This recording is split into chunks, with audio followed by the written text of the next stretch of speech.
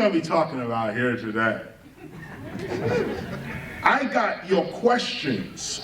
Usually what I like to do is for you to walk out of here with a changed consciousness. And not just change, but it more enhanced. The object of this talk is for you to leave here with a broader view about not only culture, but ethnicity, race, activism, civilization versus technology. These areas are the areas we're going to discuss, and hip-hop is at the center of all of that. I mean the center. People front like, you know, hip-hop is peripheral or some subculture. No, hip-hop is at the center of these themes that I just mentioned. What's going to help us, you guys have helped us, some of you have given me questions, and I usually ask for questions at the beginning so that I can speak, I could tailor-make this conversation to the audience itself. I could go on for days with facts and stuff, but it's always best to answer questions that the audience itself is asking. Students themselves, teachers even are asking, and then I could form the lecture around that. That is the structure of how we're going to get down. If your mind can take it, I will now begin. Hip hop, what is it? I could leave now. He said, I said hip hop. He said, what? I said, what is it? He said, life. There it is. End of the lecture right there. Hip hop is life. Let's start with culture. In the sense that when we say the word hip hop, capital H, lowercase I, lowercase p, space, capital H, lowercase o, lowercase p. Hip hop. We're talking about breaking, MCing, graffiti writing, DJing, beatboxing. Stop here. These elements, or actually I should say breaking, MCing, graffiti writing, DJing, are called the core 4 elements of hip hop. Established by Afrika Bambaataa in 1974, and then again with James Brown in 1981. The reason we do breaking, MCing, graffiti art, and DJing is to cause peace, love, unity, and safely having fun. This is the reason for hip hop. It's the reason why we did it originally.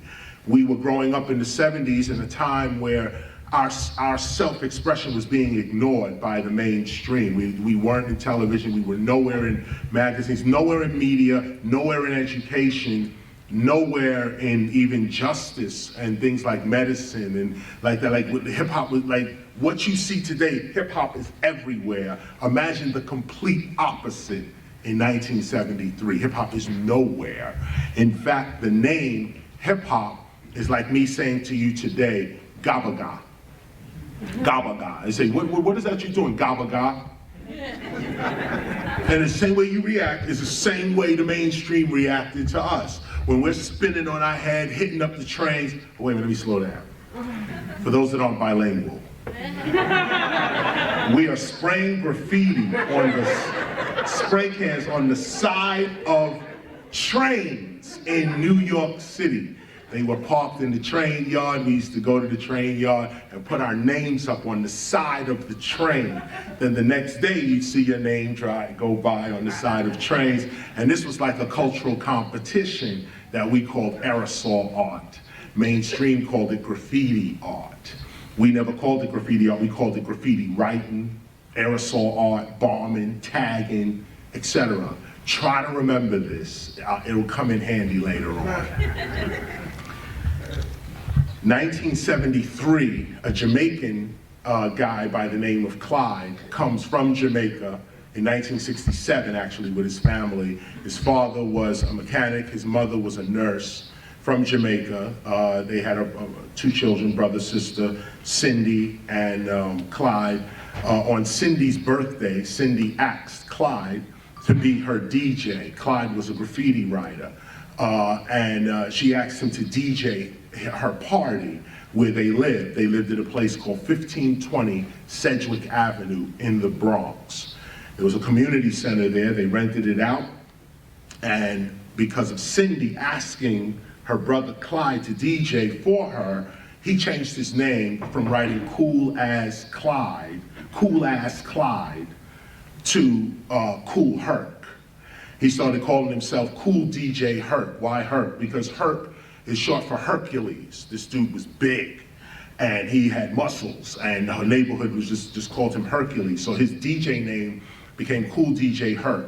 What he would do is take James Brown's record specifically, and this other record called Apache by the Amazing Bongo Band, and he would just play the breaks of these records over and over and over again in this style that he called the merry-go-round. And the merry-go-round was a mixture of Jamaican style DJing. See, let me go back, make sure you got this. In Jamaica, there's a thing called sound systems. And these sound systems are DJs with their own sound system, speakers, amps, etc. They would come out in a big yard, even bigger than this, and they would set up their sound system and play reggae music. Now they would play the regular reggae of the day, but then if you flip the record over, there was something called a version. And the version was the instrumental of that record. They'd flip the record over and some other dude would come and start saying anything to the crowd to get the crowd roused up. The selector, which is what you call a DJ today, was called a selector. This person would be using the mixer to throw the music in. So if the music went ba ba ba ba ba ba ba ba boom, ba ba ba ba ba ba ba ba ba ba, if it went like that, he would take the mix and go boom, boom, boom, boom, boom, boom, boom, boom. He wouldn't let the music go boom, boom, boom, boom, boom. He wouldn't let it do that. Now, Kool Herc brings that to the United States. His sister's party begins. August 11, 1973, 9 o'clock in the afternoon, in the evening, for 25 cents, hip hop began. Kool Herc started playing the breaks of records. Now, how do I know this? Because I lived across the street. In 1973, I was 8 years old, and I lived across the street. I was there in 1600 Sedgwick Avenue in the Bronx. Kool Herc lived at 1520 Sedgwick Avenue, and I could see his building from my window. Now, he threw his party, but I couldn't get in. I was too young, and I couldn't afford it. It was 25 cents to get in. Big money in those days. Couldn't afford it. So Kool Herc started doing these parties every weekend. The first one was great. He made some money. He said, let me do this again, and again, and again. The parties got so big that he had to take them outside. That's when little guys like me got a chance to join in on this new thing that they called the jam. It was just called a jam. No flyers, nothing. It was just called a jam. Funky drummer, something. A 1, 2, 3, 4, hit it. Boom, boom. And you just look out your window, you listen, you say, that sounds like it's coming from 123 Park. Or no, that sounds like it's coming from Wingate Park. No. And then you'd have to walk around the neighborhood and find where the sound was coming from. This is the early days of hip hop. In that time, we're all dressing like Bruce Lee. Laugh if you want to. This is real. Everybody in early hip hop in the Bronx was Bruce Lee. Everybody. 1973, it's very hard. First of all, Bruce Lee was not just a kung fu martial artist to the hood, to the Bronx ghetto. He was more like a mythical hero, and the reason being is because, first of all, he knew kung fu, and that just went over well with every kid in urban areas, and he just did it like that. Bruce Lee also, if you look at his movies, there's one called Enter the Dragon, 1973. And at the beginning of Enter the Dragon, they have a golden issue series that they put out right now. But at the beginning of Enter the Dragon, there's a dialogue between Bruce Lee and a Shaolin monk, a teacher actually, a priest. And Bruce Lee's getting ready to leave the Shaolin Temple. And he's asking him things like, you know, what is the greatest crime? And to not be true to yourself. And well, what is the punishment of a traitor? Death. What is the, and he goes on and on with this. They cut that out of the movie. But in the hood, we sense that this is what Bruce Lee was all about. Discipline, having the skills to break anybody down, but we loved his discipline.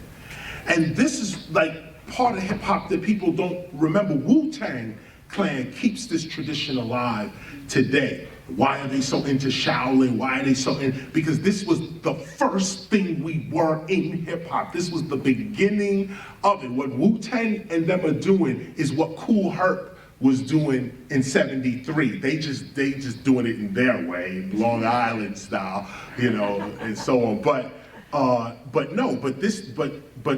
I need to say that for you to understand the cultural significance of how our culture came to be. Bruce Lee and his attitude, his character, is what hip hop was trying to mimic in 1973. He had Bruce Kelly with him. Young black kids in the hood, we never seen no black dude with an afro doing karate, beating up the police on the TV. We was like, wow, Bruce Lee, wow, look. And this went over well with us. We used to dress like him, talk like him, beat each other up like him. I mentioned this, keep this in mind, okay? This is Kool Herc seller. This is '73. This is the Vietnam War also. This is heroin everywhere, everywhere. It's heroin everywhere. Planted there by the FBI, by the way. We didn't know it then, but now we know the counterintelligence program and all of that, and J. Edgar Hoover and all of that. Now we know who put the drugs in the community, but then nobody knew. It was just everywhere. And hip hop was an escape. It was an escape. If you could break a B-boy, B-girl, if you could dance, if you could do graph, if you could MC, if you could do what Kool Herc was doing, which is basically lifting the needle up, dropping it again at the front of the break. 1, 2, 3, 4, hit it. Boom, boom, bop, boom, boom, boom, boom, boom, boom. 1, 2, 3, 4. 1, 2, 3, needle dropping. That's what he used to do back in the days. And that was the first break. That was the first, what we call cutting and scratching today. That was the first type of it. The first type of loop was a human being doing it with his hand on a turntable. His name was Kool Herc. From Kool Herc, we get Afrika Bambaataa. Afrika Bambaataa comes in 1974 with Zulu Nation. He started something called the Organization first, then jumped into Zulu Nation. Why? He was, first of all, I'll spare you his history. You go online and see his whole history, the transformation from gang leader to cultural leader, his trip to Africa, how he got his name, what his name means. All that's online. There's tons of books on it. I'm speeding up.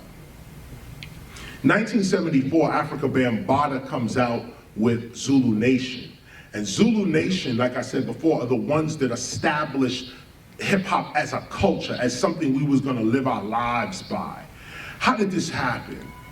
Afrika Bambaataa was a visionary. He saw what hip-hop was back in '74. And he told all the gangs in New York, listen, the more we shooting, robbing, and stealing and killing each other, none of us are gonna be anything, when none of us are gonna go anywhere. Everyone agreed, and they formed a new thing called Zulu Nation. Within Zulu Nation, which is all these gang members that just put down the rag, put down the gun, and they said, we're gonna do something positive. The whole city of New York, if you could just imagine that for a minute. Thousands of people that were part of different gangs fighting each other. This dude, Afrika Bambaataa, comes up and says, we have a new plan. You could change your life by becoming an MC, a DJ, a B-boy, a graph writer, and so on, and you don't have to die in the street. All the gang members said, yes, we doing this. At the same time, there's a guy named Lovebug Starsky, a DJ, part of Zulu Nation. He starts calling the movement hip hop. He starts putting it in his rhymes, hip hop, hip hop. He starts saying it like that. Then this is what Afrika Bambaataa then took from Love Bug Starsky. He kept saying it in his rhymes and so on. And Afrika Bambaataa said that's what the name of this is called, hip hop. He started using it. What is this called? Hip hop. Breaking, MCing, graffiti, or DJing. What is this called? Hip hop. Now, what's interesting about hip hop is that it matches nature identically. We keep thinking of hip hop as a music genre, and that's hip hop lowercase h, lowercase I, lowercase p, space or dash, lowercase h, lowercase o, lowercase p. That's the music genre. Anytime you're spelling hip hop, spell it with a capital H, 2 capital H's, because it's the name of a culture. Most of the magazines today, when you talk about what can we do in terms of activism, with hip hop, spell it with a capital H, just something little just like that. When you become the editors of magazines or the executives of television shows where hip hop has to be spelled a certain way, always spell it with a capital H. It'll show other intellectuals and cultural studies students that you care about this as a culture. Those that don't care about hip hop as a culture and keep it as a music genre, they spell it in lowercase letters. Source Magazine, XXL, Rolling Stone Vibe, MTV, etc. All of that is hip hop in lowercase letters. Anytime you see something scholarly done on hip hop will be capital H, lowercase I, lowercase p, space, capital H, lowercase o, lowercase p. So Afrika Bambaataa turns this into a culture by adding principles. Peace, love, unity, and safely having fun. That's why we break, MC, graffiti write, DJ. This is the reason for it. Now, if you're not seeking peace, love, unity, and joy, there's no reason to be rapping, breaking, graffiti writing, DJing. There's no reason for it. This is what's going on today. I'm sorry to say, a lot of the guys that you see or hear about, or see on television, hear about on the radio, they have no reason to rap. This is what begins the laws right here. This is what begins the cultural laws. Back in the days, people used to request that you rap. You'd be that dude walking down the street and somebody says, yo, kick a rhyme. And you could be in the bread and cheese aisle of Ralph's somewhere. Yo, spit your rhyme, and it has to come out right there. That guy was always requested to rhyme. Requested to rhyme. Today, rappers are not requested to rhyme. They're forcing their rhymes on you. You're not asking them to rap for you. They're just rapping. And it's not even them, really. It's their marketing and promotions team that's really pushing the music for a profit. But this, of course, brings us away from the cultural aspect. Let me come back to them. I'm talking about the cultural mechanics of hip-hop in its early days. Let me jump from this. You get the point on this. Let me continue after Afrika Bambaataa. Grandmaster Flash is who I want to come to. Because this is what I mean about hip-hop matching nature. This genius, we call him Grandmaster Flash. His name is Gordon Williams. He was first called DJ Flash. He took his name from Flash Gordon. Used to be a comic book strip, some dude fast, run around. He could run fast. His name was Flash Gordon. He was running around saving people. He took his name from that. His name is Gordon Williams, so he called himself Flash Gordon because he's the fastest DJ. But what he was doing was taking the techniques of Afrika Bambaataa and Kool Herc and just modifying them, the same needle dropping, blending of music, mixing music with 2 different turntables and that kind of thing. But here's the genius. Gordon Williams is a certified electrician, before DJ. He's a certified electrician and he can't get a job. This is more cultural. This is cultural hip hop right here. The people who invented hip hop, Afrika Bambaataa, or I should say put it in order, Kool Herc, Afrika Bambaataa, Grandmaster Flash. Stop there. These 3 people, and all the people that they inspired, could have done anything with their life, with their mind, with their talent. Many of us were doctors, many of us were lawyers, engineers. Many of us were entrepreneurs and so on, but the racist society that we were living in at the time would not allow any African American free entrance into any mainstream institution in the United States. You don't live in this reality here today. It's still floating around, but not to the degree it was in the 70s. Sure, there were black intellectuals, black doctors, of course, but they were classed as like the exception. You know, ooh, look, a black doctor, that kind of thing. This was, you know, everybody else who wanted to study medicine or law or engineering or something like that, you were literally discouraged from it. So you look at a person like Kool Herc, he's a car mechanic. Herc has the abilities to break down a car, build cars, but he couldn't get a job like that, so he became a DJ. Afrika Bambaataa is a writer, journalist. Matter of fact, the reason he was in Africa is because he won a UNICEF writing contest. Gang member, head of the biggest gang in New York, took up a writing contest and won it. I mean, these people are amazing people. Won the writing contest, went to Africa, had an epiphany, came back, and now he's Afrika Bambaataa. But he's a writer that could never think about getting a job at the New York Times, Wall Street Journal, and none of that. Never think about Hollywood writing. He couldn't even imagine himself there. He became a DJ and a community organizer. Grandmaster Flash, like I was saying, is a certified electrician, but can't get a job. He's a black man, but he's certified, he's dope, he's good at what he does, but no one cares about that. You're black, you ain't getting in. So he's a messenger for a department store called Crantex Fabrics. He's a messenger on a bike. Now imagine, brilliant mind, scientific mind. He's a messenger. He's delivering messages back and forth. While he's delivering the messages, he says, how can I keep a record playing from one to the other seamlessly, not like how Kool Herc do it, because there might be a break in the middle, the mix could be off a little. How do you make this record, the break, just continuously play? This is what he's thinking about while he's riding a bike as a messenger. Okay, he discovers that there are mixers that do exist, but they're not used by DJs and all that. Yeah, DJs are still using amps and knobs and stuff like that. Crossfaders are not in existence like for DJs yet. This guy takes a mic toggle switch, or often it's like a ball switch with one little thing at the top. You click it this way, it's on, click it this way, it's off. He's an electrician. He opened it up, made on left and off right, and now you click, you hear this turntable, click here, you hear this turntable. Now the battle at Disco Fever. Flash shows up with this little click, click, click thing and started cutting, scratching records. Now, Afrika Bambaataa and Kool Herc were doing the same thing. That to cue the record, you have to bring it back. So in their headphones, they would hear,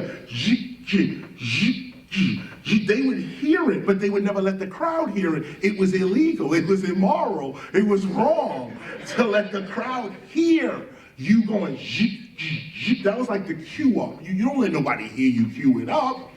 Flash let everybody hear him cueing up. That was the trick. He just, instead of you not hearing, he lets you hear it. Boom. And you would be like, wow. Now imagine this. No one on the planet is doing this. I'm gonna give you a minute to meditate on that. It's difficult for this generation to actually, you don't understand, no one on earth, no one, there's this guy, he invents this thing, cutting and scratching with a mic toggle switch. He's the first. What does he do?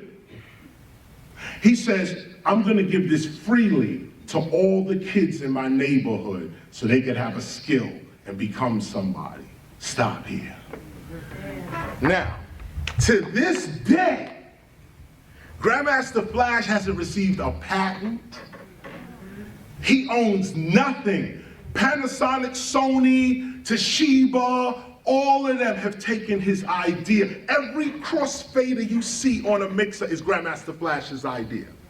He's never been paid for this, never, but it was him that said at the beginning, this is what hip hop needs. These little kids run 8-year-olds. If they can learn to do this, no DJ will be. This is Flash. You should bring him here, let him tell you himself. But this is what his inspiration was. Give it to the community and let them have it, and we'll all grow on that. Same thing with Afrika Bambaataa. Let's organize the whole community around these principles so the young ones grow up in something strong.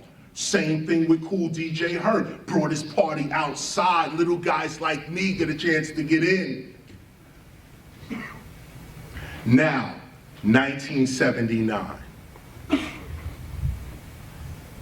Hip hop splits. A group by the name of the Cold Crush Brothers. The Cold Crush Brothers. Huge. One of the first MC groups to unite in probably the first MC group, the Cold Crush Brothers. A lot of routines, all of Run DMC's routines, LL Cool J's routines, all that Cold Crush Brothers. Everybody in Sugar Hill, early days, Sugar Hill Records, Cold Crush Brothers. Treacherous 3, Cold Crush Brothers. Everybody, Funky 4 Plus 1 More, Sequence, all of that was influenced by Cold Crush Brothers. The captain of the Cold Crush Brothers is a guy named Grandmaster Caz. Caz for Casanova. They was ruling the MC scene in about 77, 78. They're ruling the scene. Flash is the newest DJ. He's now Grandmaster Flash. And he's teaching everybody how to cut, mix, and scratch. Now other DJs are coming up. Grand Mixer DST and oh man, I could go on and on, but anyway, all these DJs start learning Flash's technique of cutting, mixing, and scratching. Now, Cold Crush, this guy Grandmaster Caz, Casanova, there's a group called the Casanovas. He was part of it, they called him Casanova, his name was Caz. Caz had a manager called Big Bank Hank.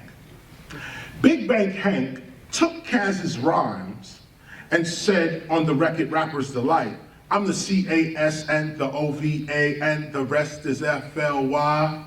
You see, I go by the code, and this is someone else's rhymes.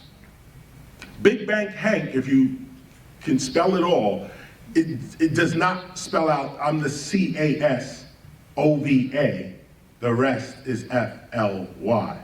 His name is Big Bank Hank. Why is he saying he's Casanova Fly? Because the rhymes he was using was from Casanova Fly, a guy named Grandmaster Caz who he managed. He heard him say the rhymes, took the rhymes, and made this record called Rapper's Delight. Now the other guys, Master G and Big Bank Hank, supposedly wrote their rhymes. But Master G and Wonder Mike supposedly wrote their rhymes. Big Bank Hank, part of his rhymes, a big portion of his rhyme, came from Grandmaster Caz. When the record blew up, sold 2 million records out the box, rap was on the scene at that minute. We was rapping since 1973, even before that, but the rap we do today is from 73. 79 comes, now America gets to hear rap. Rap. Guess what? America, we love you.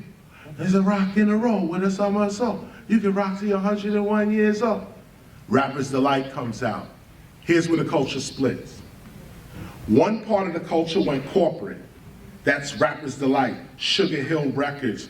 A young intern at Sugar Hill Records named Russell Simmons would leave Sugar Hill and start Def Jam. That would start corporate hip hop for the rest of our lives. Those that were true to Kool Herc, Afrika Bambaataa, Grandmaster Flash stayed cultural. We got labeled underground. In that, when it split in '79, everybody started chasing the money. Money was coming in, and we was broke and poor. Like I said, 25 cents was too much. Now here comes record labels. First it was the independents. Little guys coming in trying to hustle, make a little dollar here and there. Some made some records, but nothing like rappers. When Rappers Delight jumped off, major independents started coming in the hood and looking around for who could rap. The first guys they came to was Cold Crush, Treacherous 3, all the Sugar Hill label. All of those groups said, Afrika Bambaataa already told us that y'all were coming. We're keeping this culture to ourselves. We're gonna build our own labels, we're gonna do our own thing, y'all could go ahead. This was Afrika Bambaataa telling us, we're gonna get big, and when we do, we can't sell out.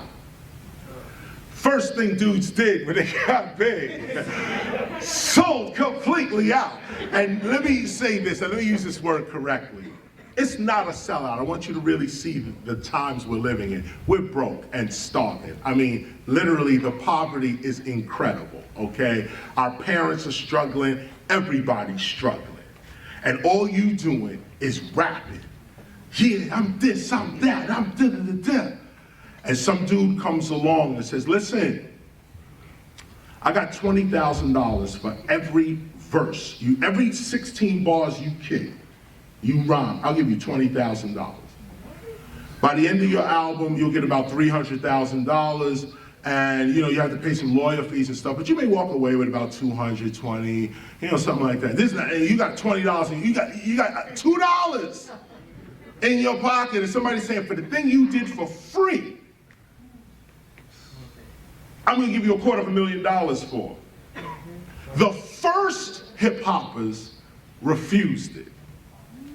Said, nope, we holding on to this. This is our thing, we doing this. This when the movie Wild Style came out in '82. And they was showing you dudes organizing, Beat Street came out, dudes organizing. Harry Belafonte was like documenting hip hop. We knew what it was then. Actually in '81, a friend of mine, I have to say a friend because he is, but a guy by the name of Curtis Blow was the first one to sign to Mercury Records, 1981. Put out a record called These Are the Breaks. Funny how culture works. These are the breaks! And that is when hip hop broke. Curtis Blow, who is one of the biggest artists of our time on the street, when he signed to Mercury, the floodgates were open. He signed to Mercury, and These Are the Breaks, and the record blew up, so everybody, Mercury was just signing people, then other little labels came along, and they wouldn't come to Afrika Bambaataa, they wouldn't come to Kool Herc, they wouldn't come to Flash, and Melly Mel, I didn't even get into Melly Mel, Keith Cowboy, from the Furious Five, where you get Say Ho, that comes from Keith Cowboy, like a dude made that up. I didn't even get into them. All of them refused to sign with the mainstream. Curtis Blow signed. When he signed, a lot of other dudes said, well, we have to sign now because he's gonna represent all of hip hop to all of America. So other dudes started signing with their own take on hip hop. We gonna keep it real for Kool Herc. We gonna keep it real with this cash. Oh, we gonna get these girls. Oh, I'm gonna buy this big house. Everybody had their vision of what hip hop was supposed to be because the mainstream came in and started giving power to worthless people.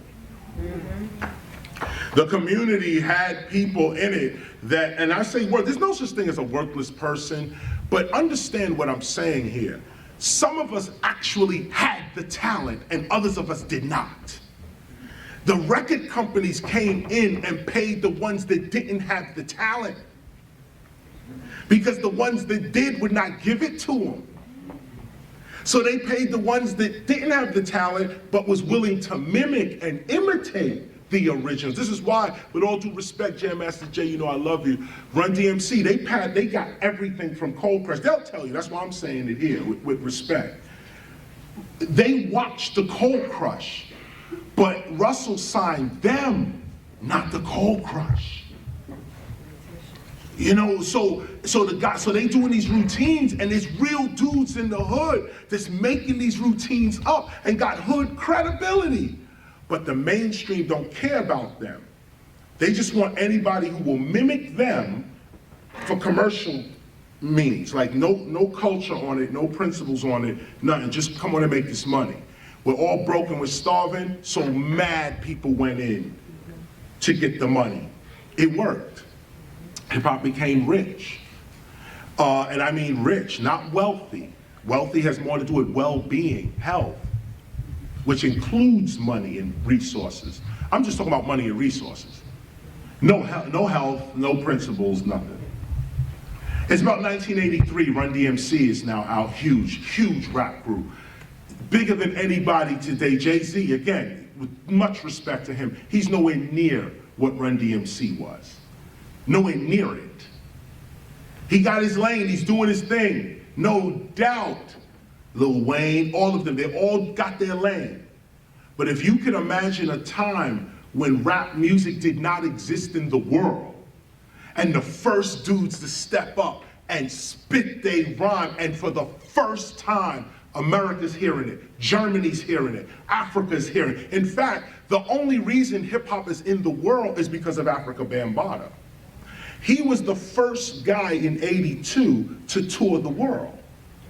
Thank God for that. Zulu Nation toured the world in '82. They put a record out called Planet Rock. And Planet Rock took them around the globe, and everywhere they went, they set up chapters. And to this day, there's Zulu Nation chapters all over the world teaching real hip hop. This is how the culture stayed intact. Because Bam went around teaching it, telling the Chinese, telling the Japanese, telling the Koreans, telling the Nigerians, Zulus, South Africans, Australians, all of that. He's telling everybody, this is hip hop, breaking, MCing, graffiti, or DJing. And why do we do it? For peace, love, unity, and safely having fun. Now let's get the battle started. And dudes would just come out and give their soul. Now that soul got captured on a contract. And when you are selling your art, you're selling your soul. Let's make no mistake about it. Artists have to sell their art to live and eat. So be very careful where you sell portions of your soul.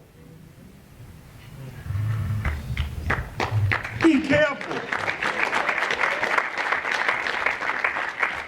The soul is infinite. The soul is infinite. You have a lot of soul to give. But the soul has rules. And the rule of the soul is whatever the soul touches, touches it. So whatever you sell your soul to, make sure you want to touch it. Make sure you want that as part of your life. Life, not your month, your week, your day, your life. Many of us looked at it this way from the early days. Early days. We stay on my breed of hip hopper is from Kool Herc, Afrika Bambaataa, Grandmaster Flash. This is the line that I come from.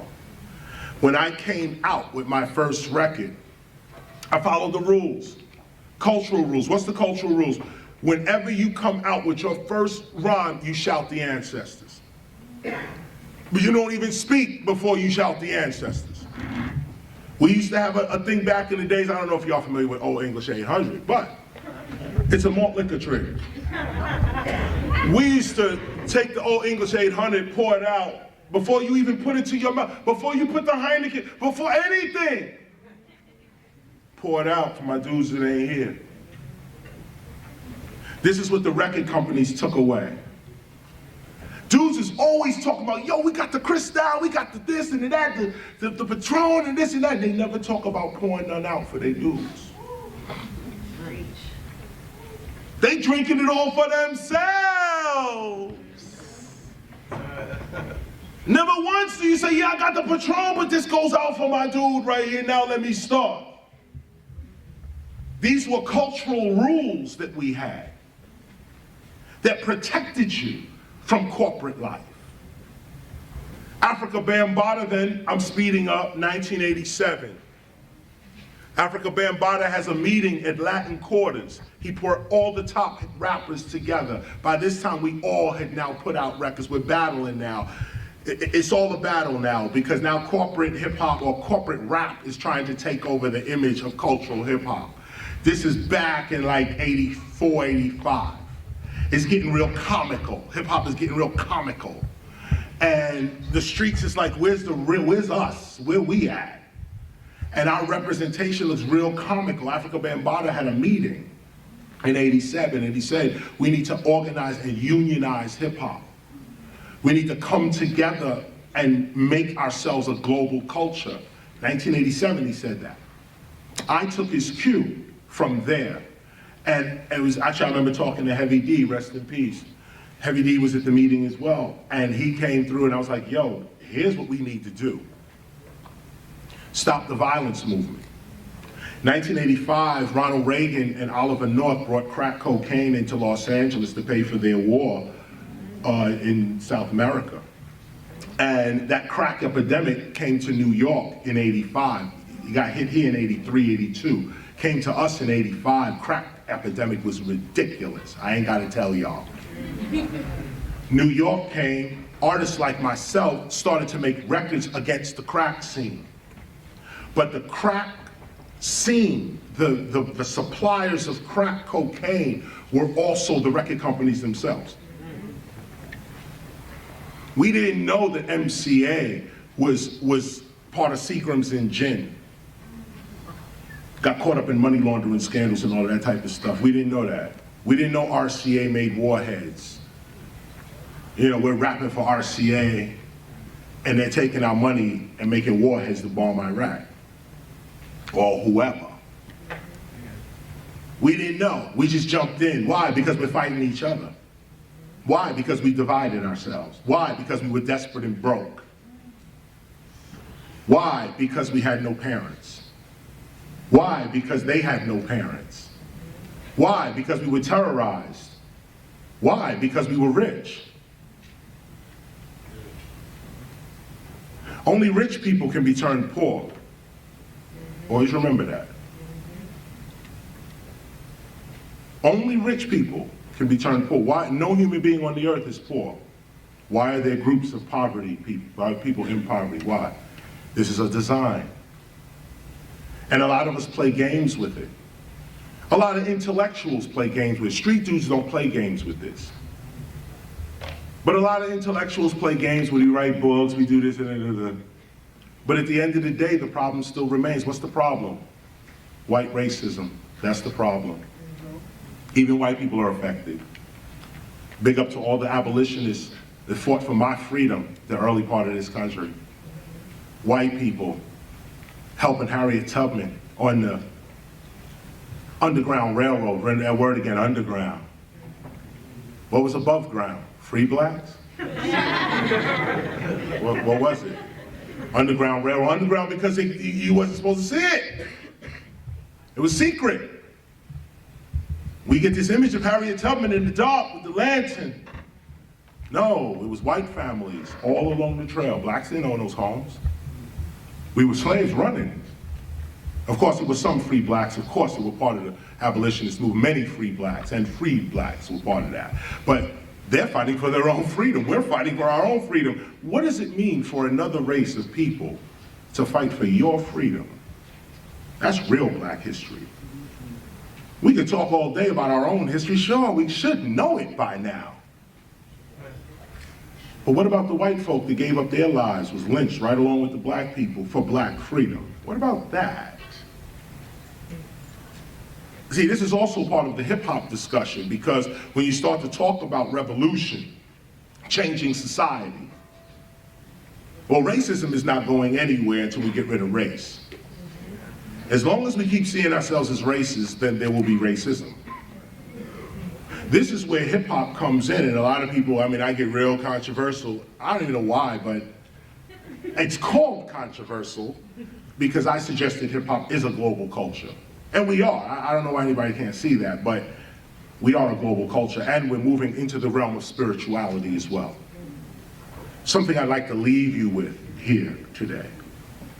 I discussed the history of hip hop up to the point of, say, I came out in 86. It'll stop right in 85.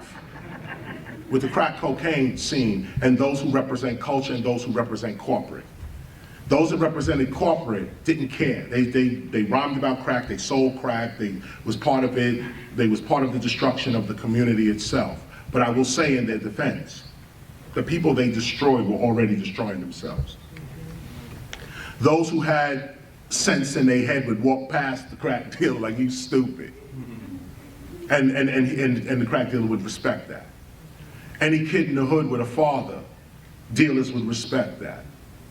Any kid in the hood whose moms was somebody in the neighborhood, the dealers would respect that.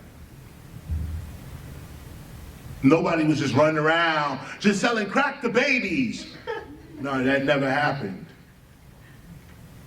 What happened was it was a systematic ethnic cleansing of the African American and Latino community.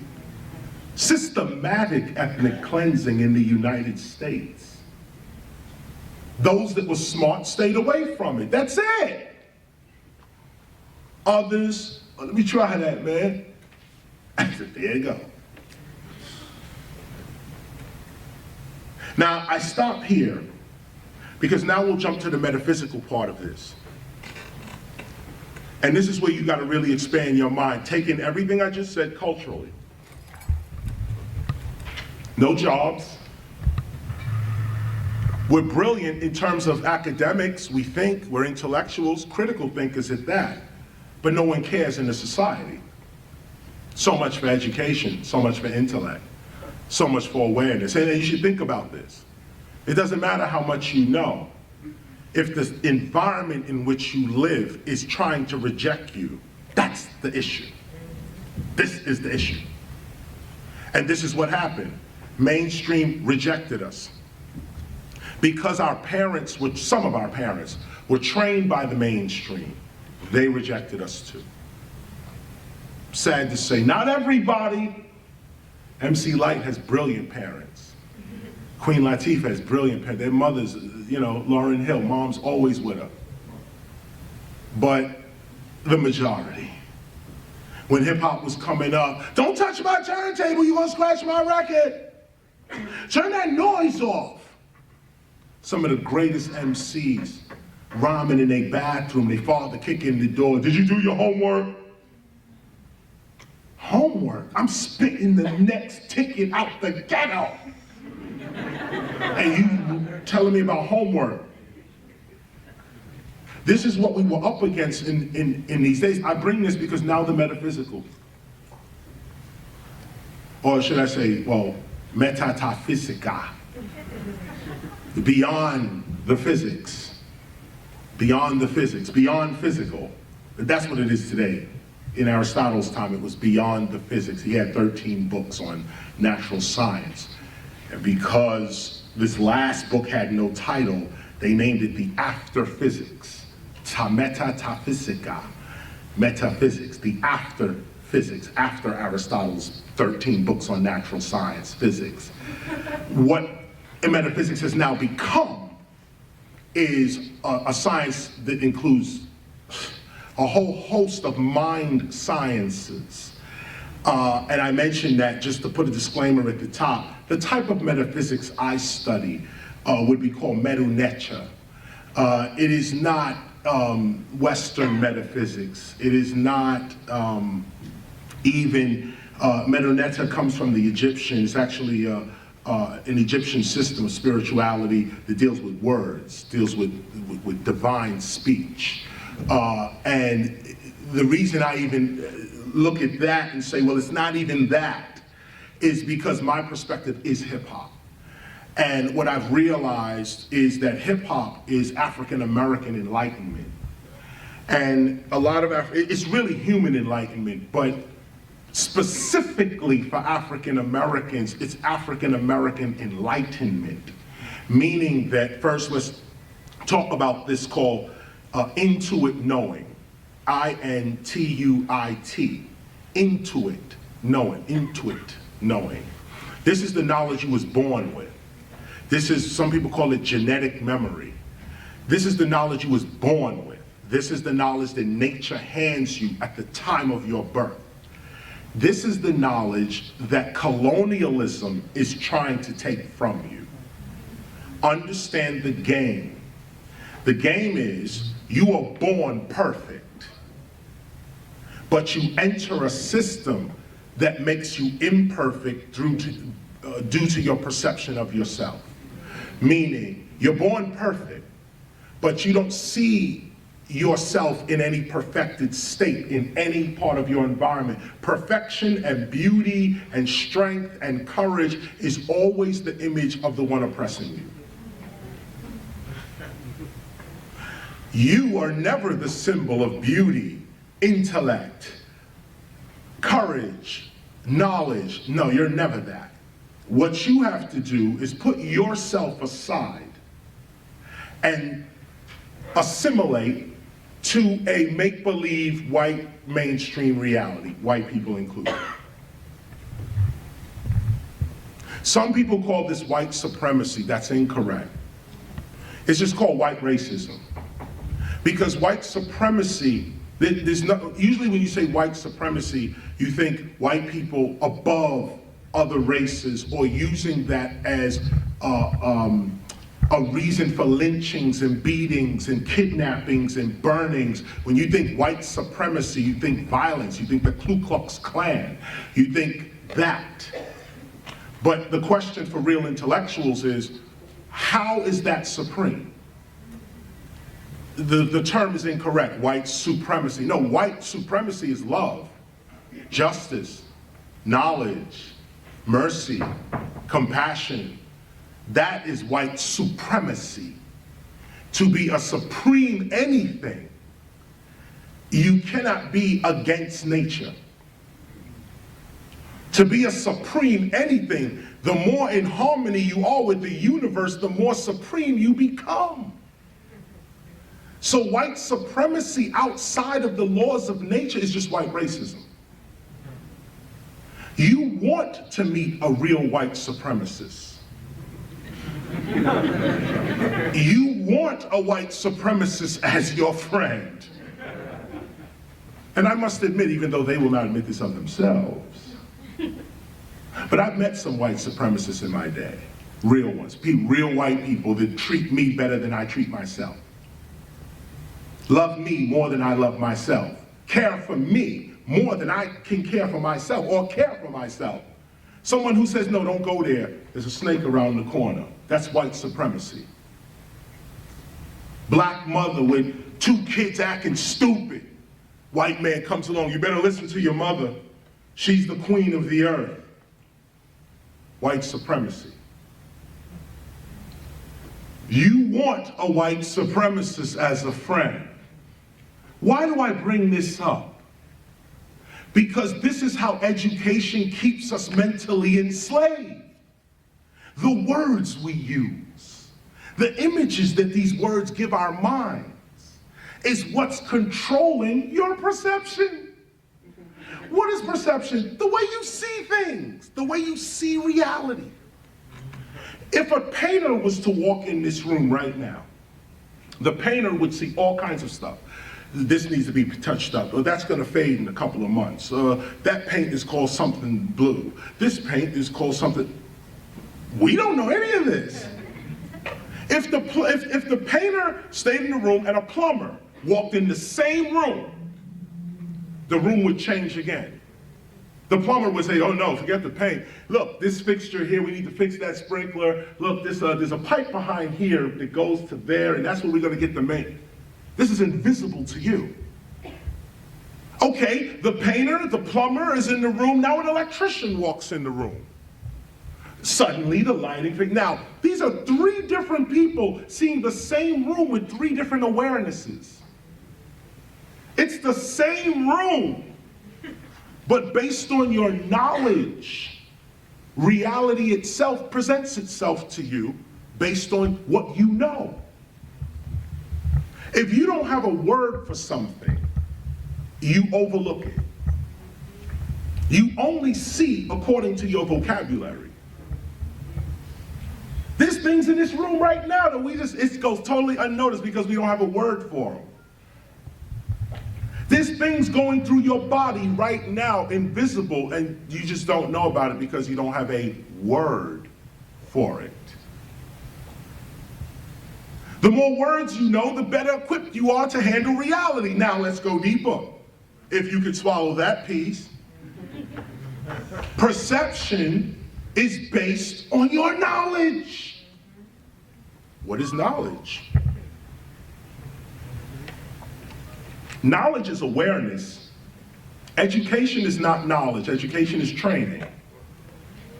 We need to be educated in some things. I'm educated in emceeing. I'm educated to that. I'm trained to that. But that's not knowledge. Knowledge is awareness. What do you know? What do you see? The only way you can see is with a collection of words. Or so you believe. Let's go deep. Words create reality. The more words I see, the more reality I can see. But this is how white racism gets us every time, through words. Words are not reality. Words are symbols of reality. A word, what is a bird? B-I-R-D. What is a bee, first of all? A symbol. What is an eye? That line up. And why do we call it an eye? Why not call it a dot? A B-I. R. What is R? R. Why do I have to say that? R. Bird. D. D. Analyze every piece of sound that comes out of your mouth and you'll break up white racism. That's why I'm telling it to you. This is a technique. Bird. That's not what that thing is. That's what you've been educated to call it. You're not hearing it. You're not hearing it. Come on, let me say it again. B-I-R-D is not what is floating through air. And look at the words. I can't even speak anymore. Look. B-I-R-D is, what is? Not, what is not? Why do I say, why am I speaking like this? Once you can get past English language, you get past English racism. We can't get past English racism because we're speaking English. And the English language words are creating the reality in which we are seeing. This is why when you speak slang language, it upsets white racism. You have taken that word that they say, oh, what is that thing doing? It is flying. What is flying? Flying. What is that? Like, what is that? What exactly is it? Flying. Something going through the air, I guess, without a pole to hold it up. Flying. Why can't we call that God?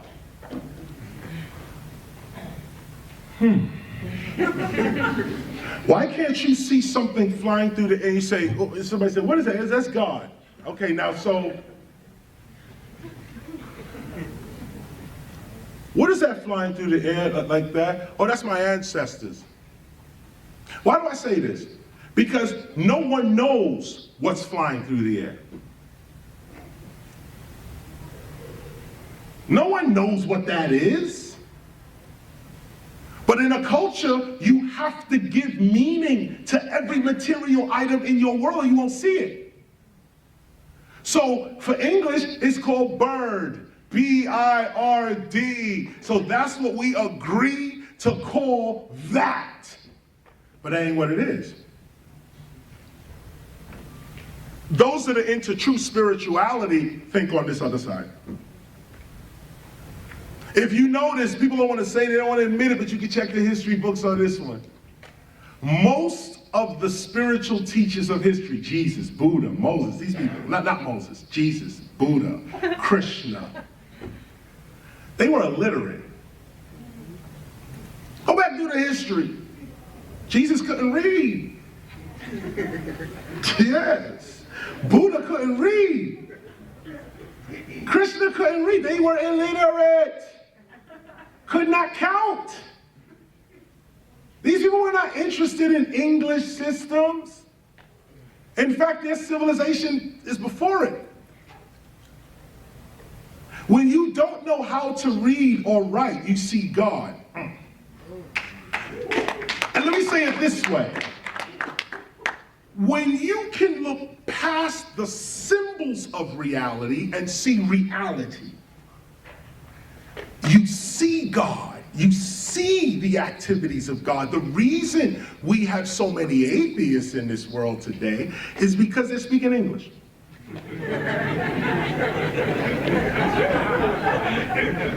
They're speaking English. If you could see a reality, I'll give you another, here's another example. This is what the mystery systems used to teach. This is what you had to know before you even got in. What is this? I was trained to call it a microphone. Microphone. What is microphone? What is this? Podium. What is a podium? This is how hip hop started, right here, on the spiritual level, on the mental level, changing reality. What is this podium? No, it's not. That's what the English call it. What do you call it? This is how hip hop started, just like this. We started renaming everything in the society that was around us. They told us to dance by holding your partner and dance like this. We said, no, we're gonna fling her up in the air and ring her back. Ah! They said, this is art. Leonardo and all these artists, Cezanne and this one and that one. Michelangelo. These are the premier artists. We said they're corny. This is what we need over here. Dude on the side of the train. Everything they said had value, we rejected it, and that's how hip hop started. The language they gave us, we flipped it. They said dope means stupid or drug. We said dope is the greatest thing in the world. Fresh was supposed to be you talking back to your parents, or fresh fruit, something fresh. We was like, no, fresh is applied to us. We fresh. The fruit is ripe. So this is the consciousness that we dealt with intuitively. We didn't know we were doing this, but we were doing it. What we were doing was getting beyond English interpretation of reality and creating our own reality. And we started with words like chill and chill out. America loved that. When they first heard chill and chill out, that was all. Everybody said, yeah, we gotta chill. That's all from hip hop. Most of American society today, most of American culture, I tell you this with all due respect, one of the only things the world like about America is hip hop. Remember that when you're traveling abroad and want to dress like some corporate dude at Wall Street, the world don't respect that. I travel everywhere, that's why I'm saying it to you. When you get off planes and I take ships, I don't fly. But when you get out in the port, dudes is hip hop. The dudes handling your bags, hip hop. The police, hip hop. The people that's checking you in, hip hop. And I'm not talking about, oh, they like rap music. These are B-girls, B-boys. You walk in, they say, yo, they're checking you in to the hotel. They say, I'm gonna be at the B-girl convention this weekend. Are you gonna be there? Yeah, I'm gonna be there. And she's all dressed up tight and all this, like in her corporate look.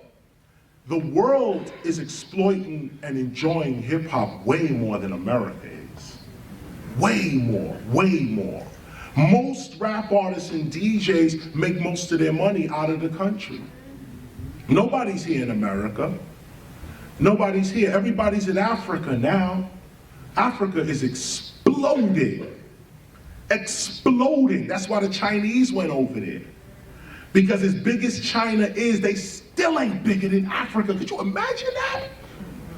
As big as China is, Africa swallows that up in resources, in regenerative resources, diamonds, gold, silver, copper. Their cell phones got some new mineral in it that makes the cell phone work. That come out of Africa. Everything, Africa's exploding. And hip hop also in Africa is exploding. You know where else is exploding? South Pacific, Australia, Fiji Islands, New Zealand, Thailand. These places got money and they're spending it on hip hop. You better hear what I'm saying to you in this college right here.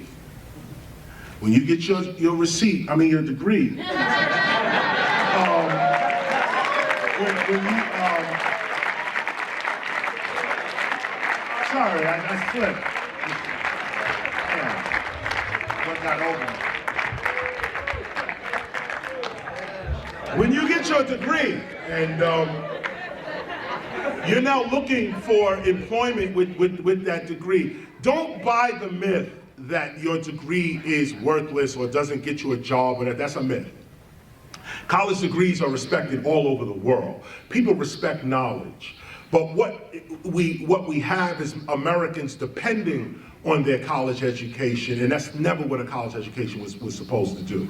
College education is supposed to prepare you for the world, not give you the world. It's supposed to prepare you for the world. So if you in here playing games, when the day comes, and you say, well, damn, I got this degree and I don't know what to do, and this was your time to plan your future. And I'm adding to that planning by saying to you, hip hop is no longer an entertainment pastime. Let me tell you, you could raise families on this, send kids to college on this. You could pay your own way through college. Hip hop can relieve your college debt if you play your cards right. Become an MC immediately. I don't even care if you like rap. Become an MC, any age. Become a DJ. DJ's even easier to be. Play other people's music. You get $10,000 for 45 minutes. Can't beat that. These are the new jobs. This is new employment in this country and in the world. The economy, the world economy has gone entrepreneur. No one is working for anyone else anymore. Those are, of course they are. Trade is still going on. But what the world is marching toward is entrepreneurships. More people working for themselves, more people creating their ideas and selling them to the public. And I kind of think it's brilliant, to be honest with you, but what's going to happen also is those without ideas are going to find themselves homeless and at the poverty level. Those that are not creative now, the dude that could just crunch numbers or, good at math or this kind of thing, it may come in handy in terms of organizational skills or intellectual skills, but really, if you can't make something with your hands, if you can't express yourself in some kind of tangible way, you'll be at a loss in the future. This is just a message from hip hop coming at you. This is what I tell my own kids as well, that there are no good paying jobs for intellectuals. There really are not. A CD called The Flattening of America. You should get to that. It was early 2000, The Flattening of America. And it talks about how there are no more hierarchies. There's no more superstardom and this one's on top and that one's on the bottom. Everything's flat. Everything now is flat. And you notice this in music, meaning like any of you can really compete with me in the music market right now. It doesn't matter that I have 20 albums ahead of you, or that I've been rapping for 30 years, and none of that matters. Today what matters is, if you put out a song today, you can compete with an artist who's been in the industry for 10, 20 years. I can put a record out and compete with U2 or Metallica or everyone is on the same level. This is what America wanted. It was called equality. Everyone on the same level. But this is also now becoming an issue, because if you're not a creative spirit, it's going to be difficult. Now, let me go back to something real quick. We have some new people that actually came in. Wow, you guys. Should I rewind and should I go? But we were talking more on the metaphysical side. This is about how to think your way out of the situation you're about to get hit with. And this is what I want to leave you with. Number one, hip hop is no longer an entertainment pastime. Don't treat it like that anymore. Treat it like as a side investment that you're gonna make of yourself. If you're a dancer, learn how to dance, learn how to break, pop, lock, up rock, spin on your head. People around the world are paying top dollar to see anybody, not a star, not anybody that can do the hip hop elements masterfully will have a lifetime source of employment. If you master DJing, let's say you're a 50-year-old Irish woman that teaches math in Brooklyn. I just made that up. 50-year-old Irish woman teaching math in Brooklyn. She's got to subsidize, she supplement her salary. She's off in the summer and she got to find something to do. She should become a DJ. 50-year-old Irish woman teaching math in Brooklyn starts throwing on MOP, mix that with Wu-Tang, come back to Mos Def, and start mixing records. Put herself, like today you have the internet, put herself out there like that and say, look, I'm DJ Irish math teacher. And this is how we gonna get down. She grabs her mic and says, this is for my students in the 5th grade. Let's get it popping. And starts throwing on music. Guaranteed, listen to this. Guaranteed, she's gonna make more money over the summer than her entire salary for the year. Hear me today. Hear this. The DJs are making $10,000 for 45 minutes. MCs are making $25,000 minimum. I'm talking minimums. $25,000, 50-minute show. If you play for Rock the Bells, the lowest is $20,000. And them shows be terrible. And 20 minutes, people up there 20, 15 minutes, they made $45,000. This is what I'm saying. And as we all are looking for new employment, looking for new jobs, and even older people who are looking for retirement, looking for that social security, hip hop is the ultimate way to go. But you have to be serious about the elements like anything else. Once you are good at it, people start paying you for it. Once you master any of the elements, breaking, MCing, graffiti art, DJing, even beatboxing. I keep leaving beatboxing out because it's part of MCing. But the core elements is breaking, MCing, graffiti art, DJing. If you could do any of that, you have lifetime employment at any age, any ethnicity, race, religion. Hip hop is not into none of that. Racism, classism, sexism, homophobia, all that. Hip hop is above that, really. You go in the world, present yourself the way you are. And this is my next point about consciousness. When you look in the mirror, how do you feel about yourself? This is hip hop. Back in the day, somebody would come over and say, yo, what's your name? Bob. Okay, Bob, you go ahead and stand over there. Somebody come over here, what's your name? Super Bob Ski from 123, look at me. Oh. Super Bob Ski from 123, look at me. He's already coming out the game with value. Listen to what I'm saying here. Value is not based on what you own or what you have. In fact, I'll drop this jewel on you real quick. Real value is based on what you can do without. It's not about what you can accumulate. It's how functionable are you with nothing. And we can't function on nothing, so that becomes the scale.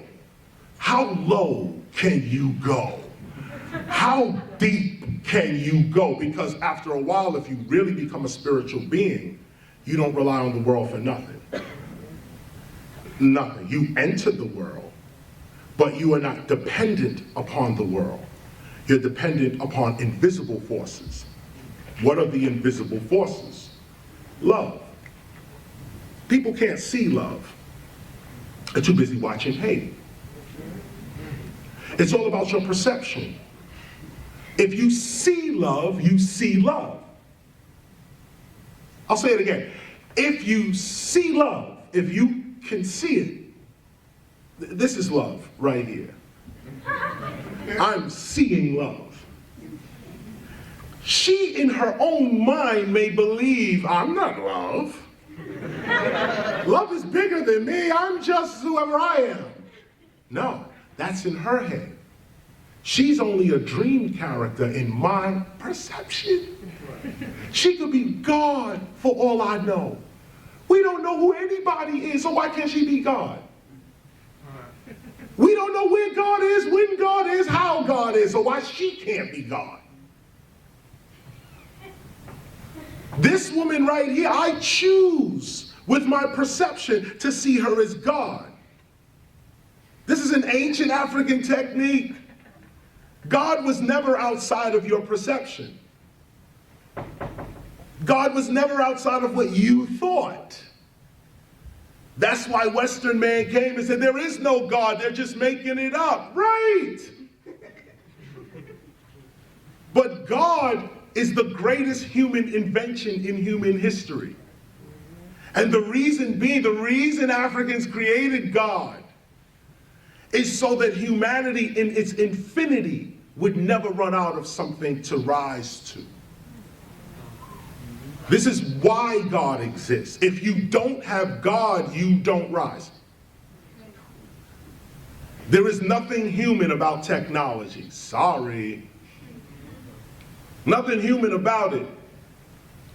And this is what I want to say in terms of your spirit. What can you see? This is God to me. And I respect her and will treat her just like that. That's my perception of her. Now she can do something to break that perception. She can do something to enhance it. What if she knew that I thought she was God? There'd be something in her that would try to live up to the image that I see of her. There'd be something in her that when she approached me, she would at least have to either deny God or become. This is how, as a community, we treated each other. If there is no God, then we are not family. The only way we can be brothers or sisters is if we have the same parent. Think. We cannot call ourselves brothers or sisters if we don't have the same mother or father. When God is the eternal mother, we become all brothers and sisters. When we all say, yes, I am part of this idea called God, not a man in the sky, not even a not even a spirit in a separate consciousness. No, we don't have to get there yet. Let's just make God up right now, like our ancestors did. Nobody told them what God was. What God was your dead father. What God was your deceased mother, grandmother, great-grandmother, ancestor, builder of the tribe. This was the God. And when we got rid of the God, we stopped worshiping that God and started worshiping their God, we lost our spiritual power. No one wants to admit it, but your parents are your gods. Whether they're crazy, deranged, it doesn't matter. They come before you in the hierarchy of life. Nature doesn't care what you think about your parents. Nature is following laws, order. When you're out of the order, when you're out of order, you can't work. What places us out of order first is the speaking of English and relying on English language to define our reality. Speak slang. Say, change every word you can to something else that means something you represent. Never let English language define your reality. That's number one. Number two, what do you think of yourself when you say your own name? My mother named me Lawrence Parker. Guess my name? Lawrence Parker. The minute I got a chance, I got out, I said, I'm an MC. I changed my name. I am now knowledge reigning supreme over nearly everyone. Imagine saying that for the first time. I got a weird reaction, but I changed my reality by changing my name. When I changed my name, I changed my reality. Listen to me. This is going to change. This is it. How is it possible? How is it possible that I can make a record called Sound of the Police and the police are jamming to the record? How is that possible? It's possible because we're not dealing with just words and meaning, and we're dealing with culture. We're dealing with culture. A lot of police officers agree. They say, this is crazy. This job I'm working right now, a lot of cops don't even work. They're like teachers. They get about the same salary. Public servants. I bring the cops up here because this is the beginning of peace in the hood right here. And this is going to sound real corny. But there used to be a time when the police officer used to walk the beat. He used to walk around the block, actually, patrolling. And as he walked around the block, certain business owners would give the police officer stuff. Apple here, something for the kid there, this kind of thing. And what that was it lowered corruption in the hood. The same thing was done to the teachers, but I'm gonna stay here on the cops. Certain neighborhoods took care of their police officers. So the police officers took care of them. In our neighborhoods, we don't take care of the police officers, so they don't take care of us. You are the power, not them. If you would treat the police with respect, they would treat you with respect. I know that sounds crazy coming from me. I know it's crazy. I have to look at myself. Insane. But the truth must come out. Truth. Any human being will treat you the way you treat them. Forget cop. That's what we're looking at. They seeing us as Trayvon. The hoodie, No, look past that. If you look past that, look past the English language, look past the imagery, look past your education, look past all that, and see a human being. See a person just like yourself trying to make it. The police are not the problem. We are. We're the problem. We outnumber the police like 100 to 1, 1,000 to 1. Why are the police still shooting us down in the hood? Because they're afraid. What makes them afraid? We make them afraid. We have no respect for the police, and they know it. So at the end of the day, what are they the first thing you hear? No respect for us. But the onus, the responsibility is not on the police.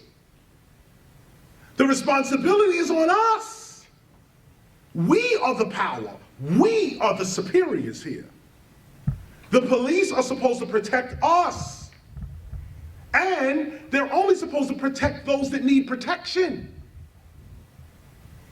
Another group of us don't even need to see you. We'll take care of ourselves. But those that need protection, that's what a cop should be. Now, if you walked up to a cop and said, listen, this ain't a bribe or nothing, man, but here's some money for gas. Here's, not cash, a card. Here's a card, like a Christmas gift. Yo, here's some money for cash. I know it's crazy, but here, he may even reject it. But I guarantee he's gonna tell his wife about it that night. Yo, I was patrolling the other day. Dude walked up to me trying to give me $50 as a Christmas gift. I turned it down, but it was a good gesture. Change his mind totally about who he's looking at. How many times do our business owners, they diss the cops? Business owners be dissing cops. That's why cops don't even go into, the cops only go to 7-Eleven. No, real talk. Police, they feel intimidated. They walk inside certain stores, people looking at them. What you doing? Yo, you got the uniform on, you walking around. Cops are getting intimidated too. But what if the police existed in an environment where they were supported, where not snitching, ratting your brother out, no, not that, but living in a society where there's no need, there's no crime. There's no crime. Why is there no crime? Because there's order. Law with no order equals crime. Remember that. Law with no order equals crime. That's how crime is created.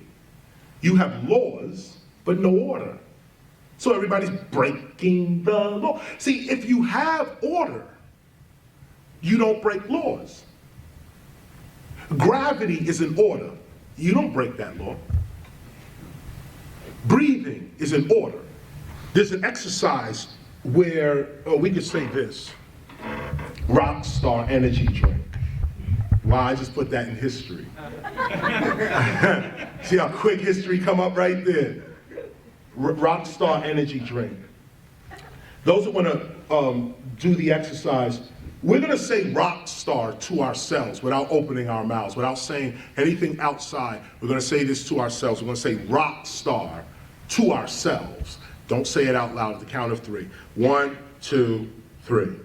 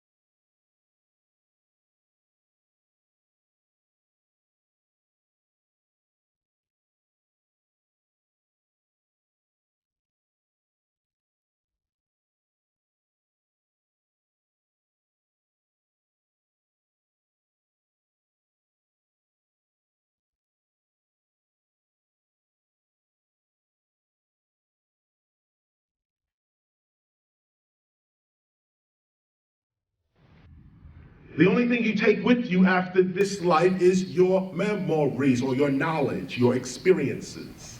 That's the only thing you take. Unless you study Egypt culture, they believe you can take all their stuff with you on the other side. Just as a side note. But if you said rock star in your mind or in your being is the true answer, is the true statement. In your being, what was that voice? What was the voice that spoke and then you heard yourself speaking? But these ears did not hear you say anything because your mouth didn't move. So the ears didn't hear it, the mouth did not move, but you spoke and you heard yourself speaking. If you close your eyes, you can see this better. If you close your eyes and put this image in another sight, if you close your eyes, you can still see this. What is the sight that can see your future? These two eyes don't see the future. These two eyes don't see the past. Yet, you can see your past and you can see your future. You can actually see your past. What is the sight that can see beyond time? Don't give it away. Is shopping for a car starting to feel like a full-time job?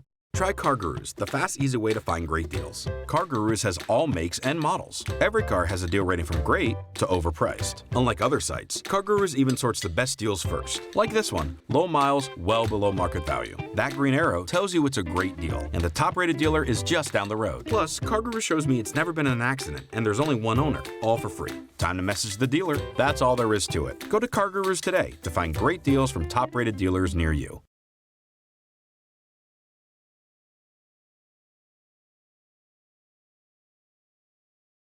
And there's your depression.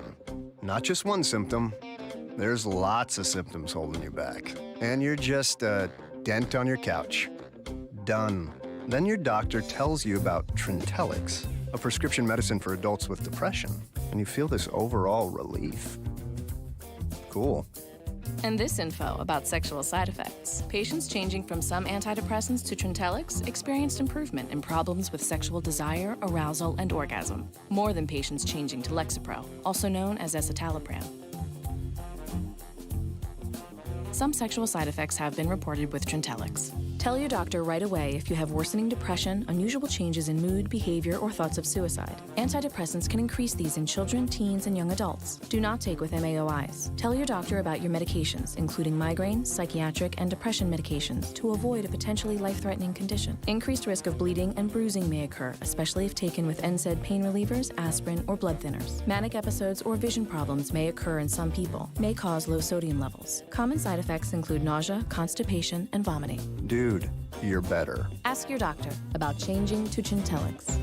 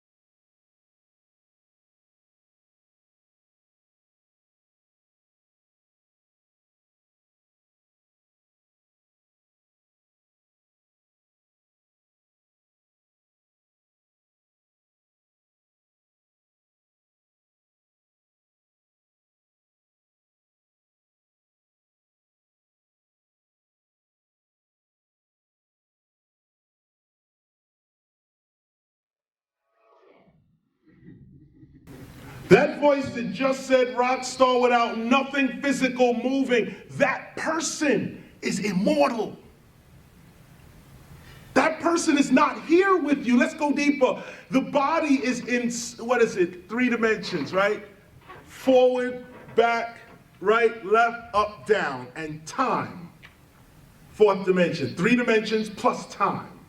That's our physical reality.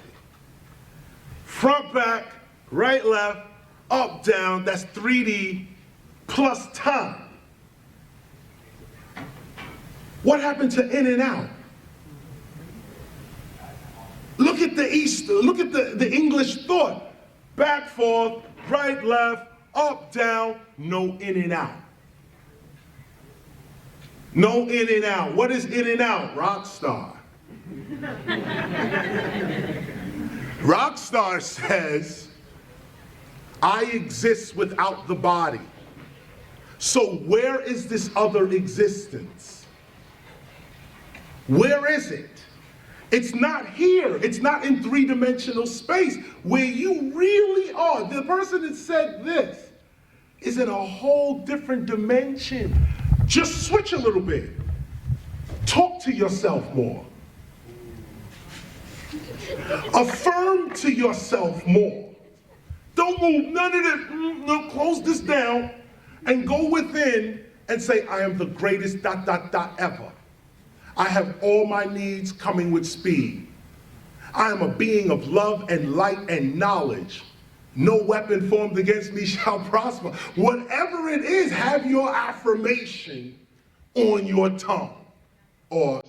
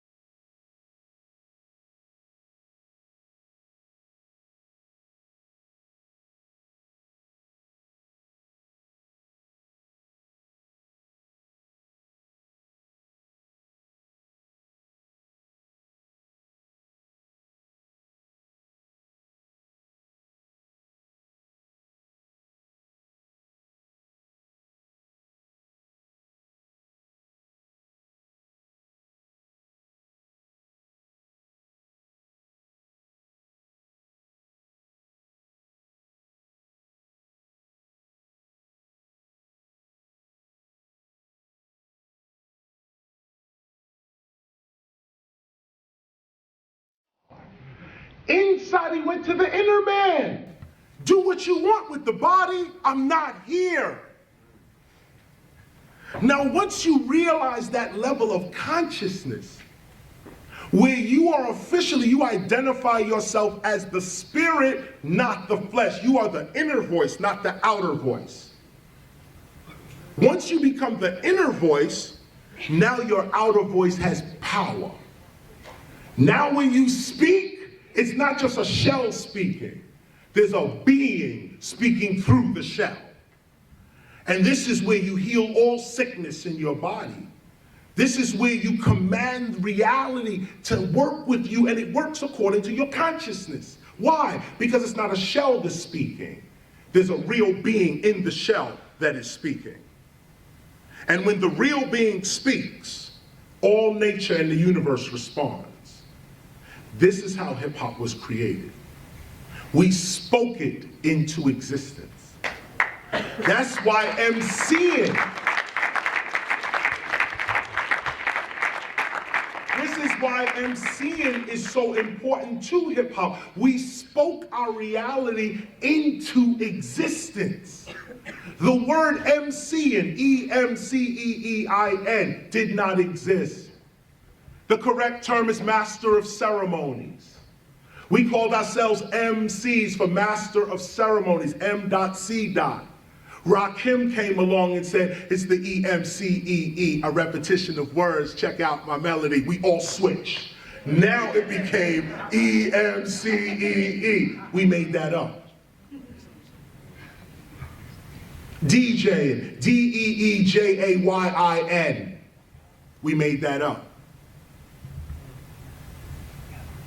Breaking. We made that up. Graffiti art. We didn't make up graffiti. The act of writing on the side of the train. Graffiti is an Italian term, means scratch or to scratch. We called ourselves writers, taggers, bombers. America called us graffiti artists. Bombers. But with each of these words, we created a new reality. This is how we're surviving. What is hip hop? It's like saying gabba gab. What is gabba gab? I don't know, but let's create it. This is how you can defeat the cops on another level.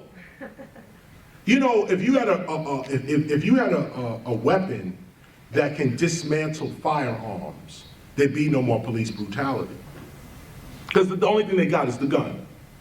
Let's say even mace, you can get that, you can deal with that.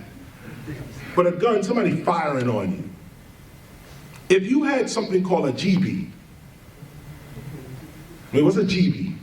A GB is a little thing you turn on and it dismantles guns. Now go make it. This is what you tell children. Because they will make it. They will come up with a thing called, this is a GB.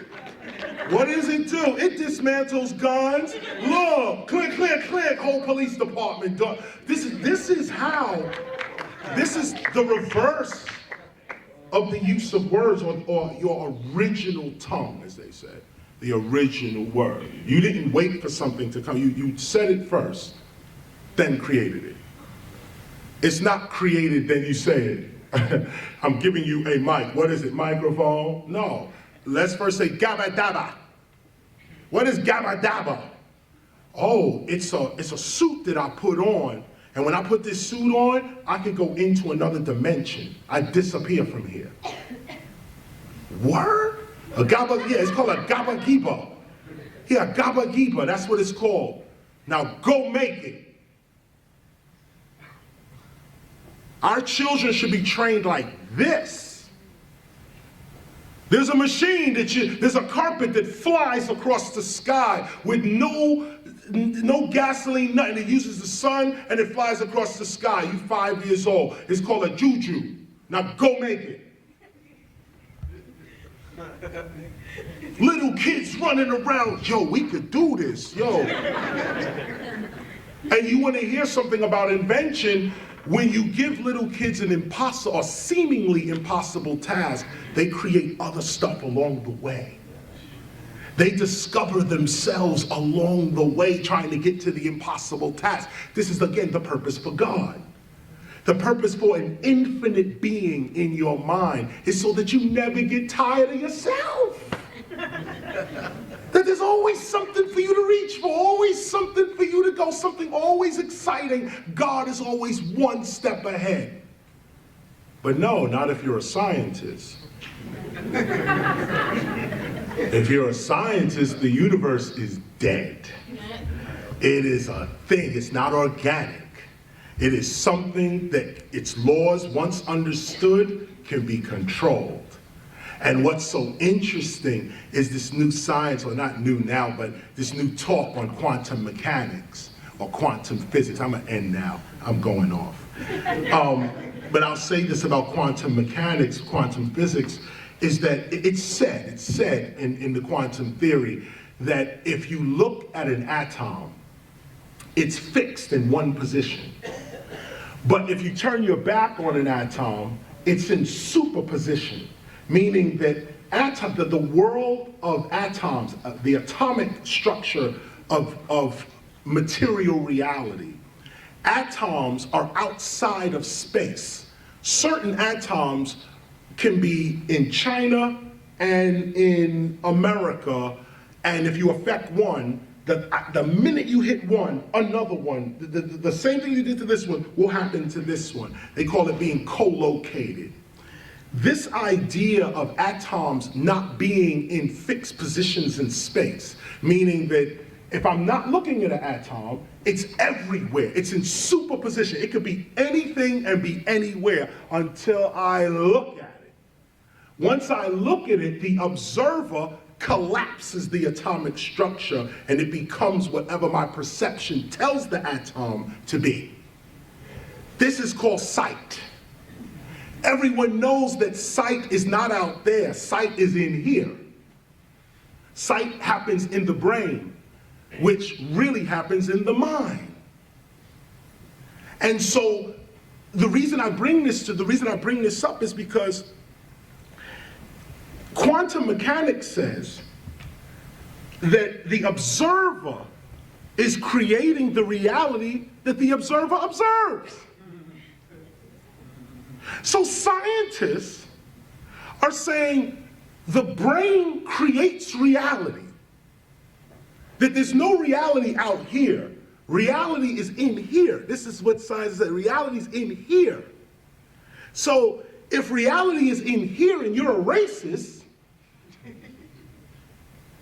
kind of reality are you going to project? And project to yourself only. Look how fast God is. Way faster than scientists. God says, I'll play with you guys for a little longer. Y'all trying to figure out the universe through mathematics and all of that. Okay, here's how I'm gonna do y'all.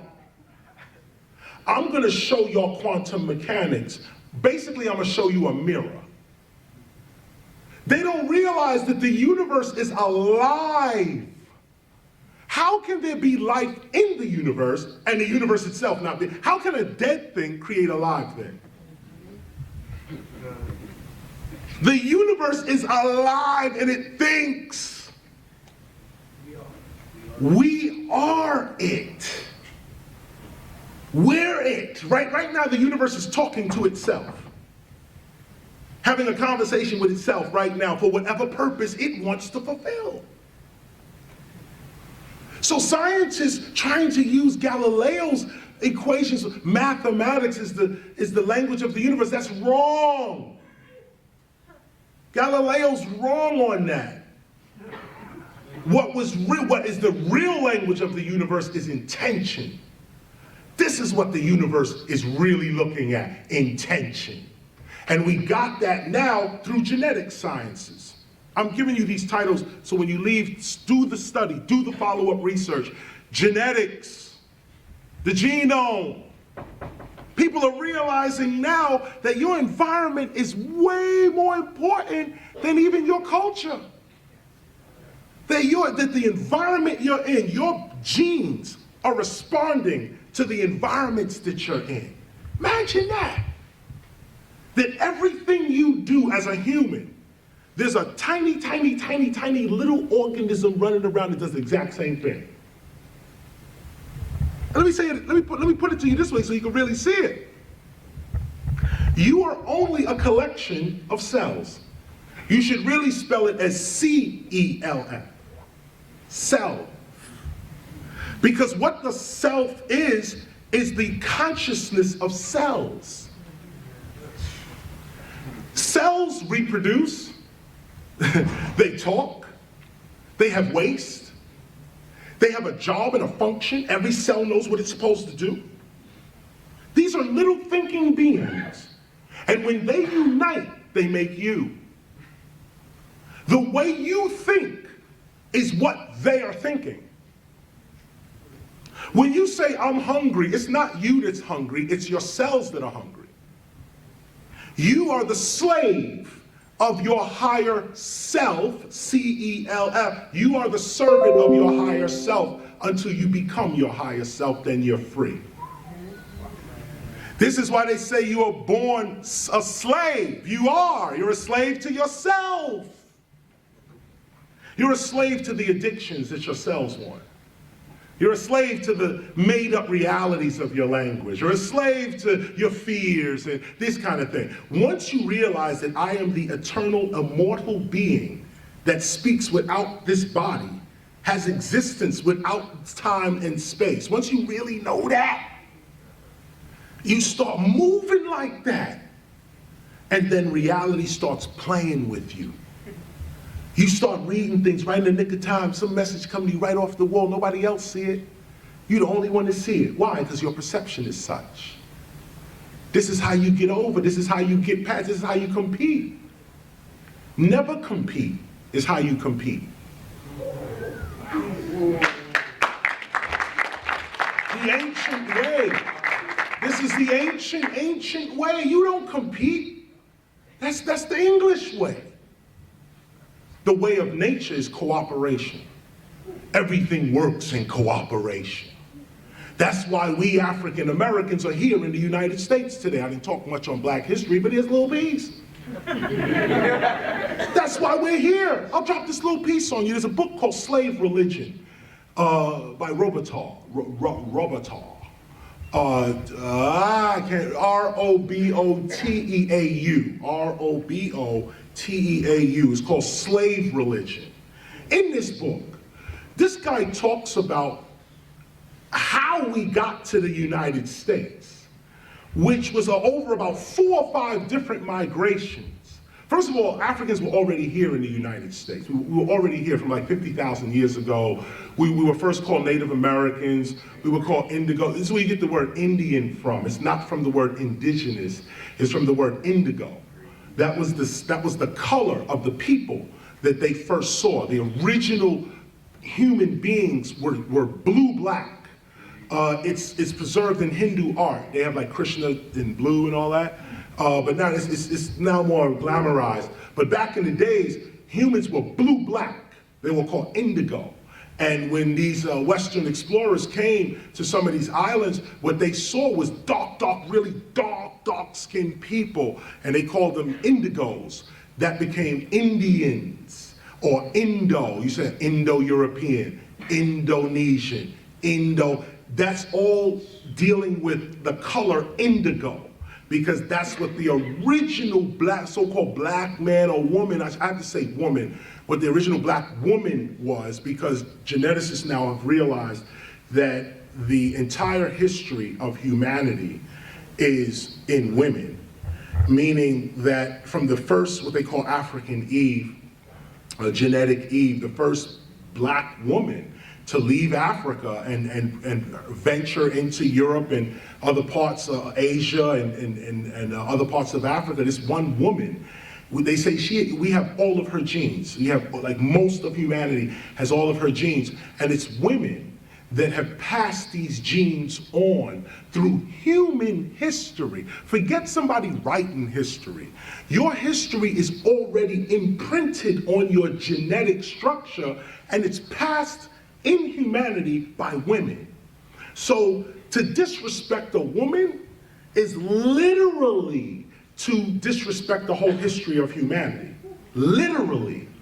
To harm a woman is to actually harm the whole history of humanity, at least genetically. So I bring this little piece up because, come back to the indigo, come back to the Indian, come back to the fact that you were already here. The point I'm bringing up is this. You can escape white racism, white people included. Nobody wants racism, nobody. No rational human being is into that. That's why white folk fought for black independence. That's why there's an abolitionist movement. I talked about that earlier. That's why. If we appeal to the humanity in each other, then all these racial divisions, of course, will disappear. But we also have to become brothers and sisters, which means we need a God. A God. Something that we agree is above us all. Some people make law their God. Some people make love their God. All of these are good, but a godless person is a slave. This is what a slave was. It was first Islam in Africa, Arabs, Arab Moors, they call them. Those tribes, they're the ones that are you today. Because what made you eligible for slavery was that you wasn't Muslim or Christian. First it was Islam that enslaved Africans. Then it was the Christians. Islam sold Africans to the Christians. Then the Christians took over with the Crusades. God wills it, and the Crusades started. And they defeated the Muslims and took the whole slave trade. But the ones they were enslaving was ones that were not Christian. At this point, if you were Muslim, you were getting enslaved now. But in the beginning, if you said Muslim, you said Christian, you were good. Those who were slaves who said, I'm not down with either one. I'm doing nature. I'm doing astronomy. I don't need to read. I don't need to write. I'm reading nature. These are the ones that were enslaved. These are the ones that made it to the United States. They talk all the time about Africans arriving in chains. That's a lie. Well, it's not a lie. Some did. Many did arrive in chains. But the history of Africans in this country is like, the way they tell it is like it's like saying 200 years from now, you're telling the history of African Americans today. And you say, look at Rodney King. Take a look at the prison system. Now these people were enslaved, weren't they? Yeah, were. Take a look at the poverty rate. Take a look at the health rate. Take a look at the lack of education. You would say 200 years from now, them people were enslaved, weren't they? Yeah. This is how slavery was 300 years ago. How can slavery exist for 300 years if you don't believe in it yourself? Whoa. I don't even believe I'm saying that. How can slavery exist for 300 years if you don't believe in it? I could see it lasting for a week. Okay, a month. A year, then we revolted and got free. Okay, 2 years we were slaves. 300 years. 100 million Africans off the west coast of Africa. We weren't part of that? Nah, you gotta look at it today too. We still slaves today. It's just the slave population got bigger. It's now Asian and Europeans part of it too now. Now it's Latinos as well, and now it's Arabs and Hindus, and yeah. It's just the slave population got bigger. It didn't go nowhere because it was always a mental issue to begin with. Why are you a slave? Because I believe that my father and my mother are my God. I believe in my culture, and I don't need to believe in yours. Okay, put these chains on, let's go. I get here to America. I'm still looking for my ancestors. I'm still praising the ancestors. The white man is calling it voodoo. They call it Yoruba and all kind of other things, but this is just my ancestry. But here in this system, I can't be myself. There goes spirituality. You are a God in your environment. You are the God of your environment. You're not the God of the universe. You're not, no, but you are the God, the creator of your environment. And your environment is as large as your perception is. When I was in the Bronx, my environment was global. I was homeless with 2 nothings in my pocket. But I knew this science. I was raised by a strong woman. That's all I got to say. Strong woman, her name is Jacqueline Parker. If you ever meet her, give her $1. She's a strong woman, my mother. And she raised me. I was 8 years old. She never told me to turn the music off. In fact, when we was rapping and beating on the walls, and the neighbors was complaining, she bought us Rapper's Delight. She bought us Funky 4+1 More. Encouraged the hip hop in us. We didn't even know what it was, but mom's was just unconditional love. And we was crazy. Me and my brother Kenny, crazy in Brooklyn. Crazy. But my moms loved us anyway. And this is what I'm saying to all mothers in this room right now. Your daughters, your sons, if you keep that love on them, they're gonna be greater than anything you could possibly imagine. And this is the point, greater than you can imagine.